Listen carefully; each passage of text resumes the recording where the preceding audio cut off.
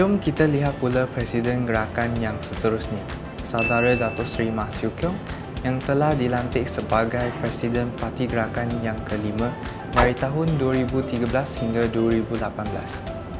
Marilah kita lihat perjalanan Saudara Datuk Seri Mak Siu Kiong sebelum menjadi Presiden. Ia bermula pada tahun 1993, beliau menyertai Parti Gerakan Rakyat Malaysia yang ketika itu sedang berjuang demi keadilan serta hak sama rata untuk rakyat Malaysia, dan beliau ingin membawa perubahan yang positif kepada Parti Gerakan.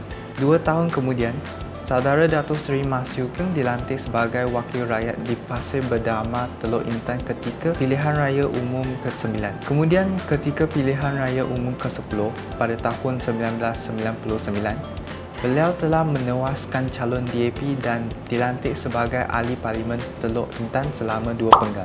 Seterusnya, pada tahun 2003, beliau dipilih sebagai Ketua Pemuda Gerakan serta memegang jawatan sebagai Pengerusi Gerakan di Teluk Intan. Untuk pengetahuan anda semua, beliau juga pernah memegang jawatan di kementerian. Ketika PRU ke-11 pada tahun 2004, Saudara Datuk Seri Mak Siu Kiong dilantik sebagai Timbalan Menteri Perdagangan dan Industri selaras dengan pemilihan semula sebagai Ahli Parlimen Teluk Intan.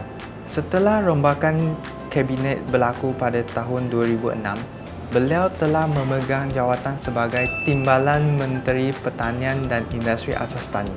Seterusnya, mari kita lihat siapa yang mengemudi Parti Gerakan dari tahun 2018 hingga kini. Tak lain tak bukan, iaitu Saudara Datuk Dr. Dominic Lau Ho Chai. Beliau dilahirkan dan dibesarkan di Tanjung Bunga, Pulau Pinang pada 18 September 1967. Beliau pernah bertugas sebagai Profesor Adjung di Pusat Pengajian dan Penyelidikan Pasca Siswaza serta menjadi ahli panel penasihat pakar industri di College University Tunku Abdul Rahman. Selain itu, beliau juga pernah berkhidmat sebagai Profesor di Sekolah Kejuruteraan dan Teknologi Tinggi Razak Universiti Teknologi Malaysia. Sebelum menyertai UTM, beliau adalah seorang pengikut strategi lautan biru yang sah dan bekas pengarah Pusat Penyelidikan Aplikasi Strategi Lautan Biru di College University Antarabangsa Sedaya. Pada tahun 2005, beliau mula menceburi dalam arena politik dengan menyertai Parti Gerakan. Disebabkan semangat yang tinggi untuk membantu masyarakat dan penglibatan yang aktif dalam perbahasan politik serta forum, beliau telah dilantik menjadi Setiausaha Agung Pemuda Nasional Gerakan pada tahun 2008. Kegigihan dan kepimpinan dalam parti memberi laluan kepada beliau dilantik sebagai Naib Presiden pada tahun 2013. Pada tahun 2018, Saudara Datuk Dr. Dominic Lau telah dilantik sebagai Presiden Nasional mengemudi Parti Gerakan.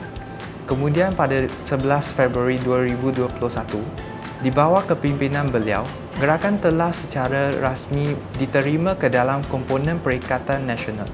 Ini menunjukkan sifat beliau yang amat mementingkan kebajikan rakyat, tidak kira bangsa dan agama. Dan beliau juga berjanji untuk menyampaikan suara dan keluahan rakyat tidak kira di mana sahaja mereka berada.